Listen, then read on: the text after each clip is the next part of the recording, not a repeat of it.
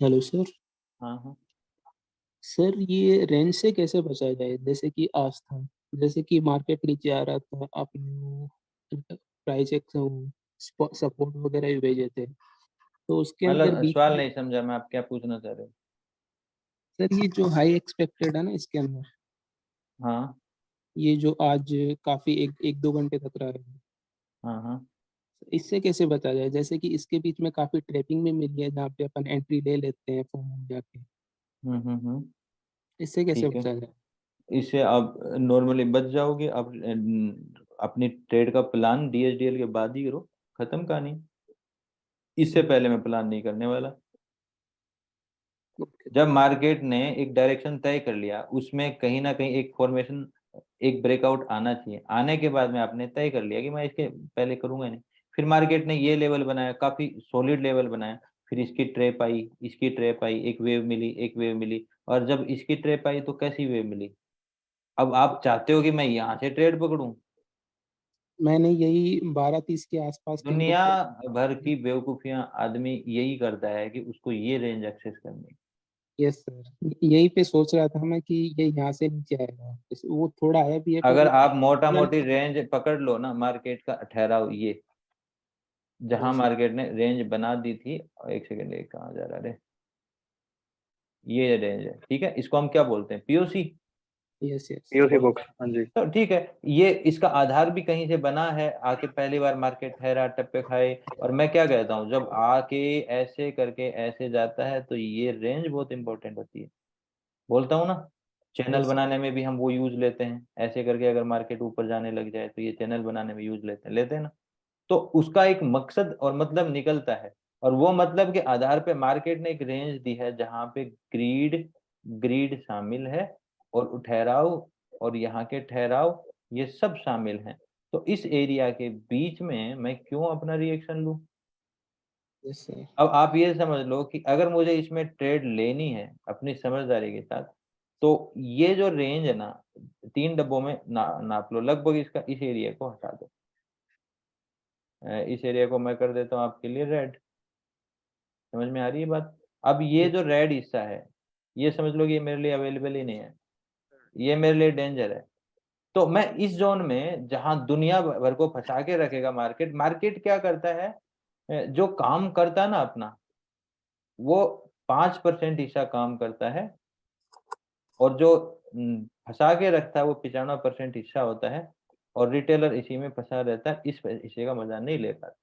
तो आप उस रेंज में आप क्यों ट्रेड कर रहे हो यहाँ पे?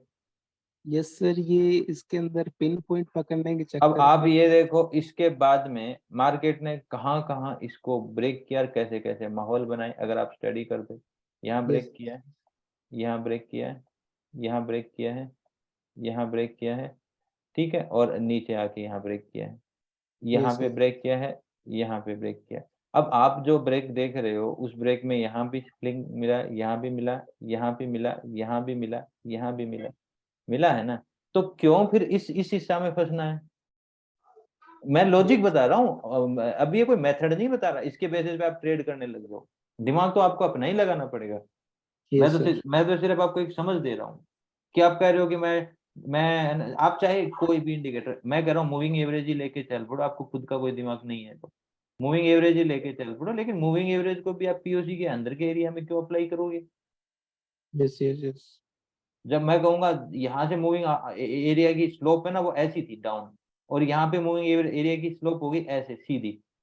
तो यस सीधी यस। स्लोप में क्यों ट्रेड करना? उसको उठने दो। तो वो सो रहा है अभी, जगने दो। चाहे वो नीचे की तरफ भगे, चाहे ऊपर की तरफ, उसे उठने दो। वो सो रहा है, मत ट्रेड करो। Okay sir, thank you. ठीक है। किसी का कोई सवाल? सर रेड स्टेप के बारे में थोड़ा बता सकते हैं? अगर तीसरे स्टेप को काउंट कर रहे हैं रेड स्टेप या फोर्थ को, इसमें थोड़ी कंफ्यूजन है। वो तो सर मार्केट मेरे से ज्यादा बेटर बताएगा। आप अगर उससे पूछो ये सवाल, वो हमारे चाचा जी बता देंगे, सब जानते हैं। ठीक है। अभी मैं बताता हूँ, देखो। जैसे कि हम ट्रेड कर रहे हैं, ये एरिया को हम 3 हिस्सों में बांट रहे हैं। तो आपको क्या लगता है इससे मतलब क्या बनता है? ठीक है। अब हम देखें कि मार्केट में ना एक बहाव आ रहा था और अचानक से तब्दील हुआ। लोगों की सोच यहाँ नहीं बनती, यहाँ तो सिर्फ जस्ट फॉलो कर रहे हैं, देख रहे हैं। यहाँ के बाद में उनकी सोच बनना स्टार्ट होती है। इस फ्लेम में उनकी मैच्योरिटी और एक्सट्रीम लेवल्स पे ट्रेडिंग होनी स्टार्ट हो जाती है। यहाँ कोई ट्रेड करता है, कोई यहाँ करता है, कोई यहाँ करता है, कोई यहाँ पे मैच्योरिटी आती है। मार्केट के ठहराव ब्रेकआउट चलते रहते हैं, यानी कि मार्केट के एम पैटर्न, डब्ल्यू पैटर्न चलते रहेंगे, जिगजैग चलता रहेगा। उस जिगजैग में मार्केट के जो स्टेप्स बन रहे हैं, उन स्टेप्स को हम अगर मेजर करते हैं इस तरीके से, तो पहला जो स्टेप्स होता है उस देखो, सिर्फ मैं आपको रेड स्टेप बोलूँ तो सिर्फ रेड स्टेप की स्टोरी यहाँ खत्म नहीं होगी कि तीसरा स्टेप के बाद रेड स्टेप होता है।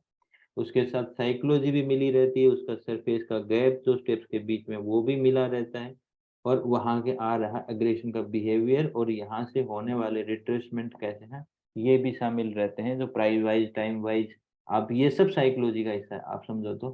क्योंकि कंप्लीट मैं बात करूँ तो वो सारी बात तब होगी, लेकिन नॉर्मली यहाँ एक स्टेप पड़ा, दूसरा स्टेप पड़ा, तीसरा स्टेप पड़ा, यहाँ के आसपास फिर से ग्रिड दिखाई और ये स्टेप नहीं उठ पाया और यहाँ से गिरता है मार्केट, तो उसको हम रेड स्टेप बोलते हैं।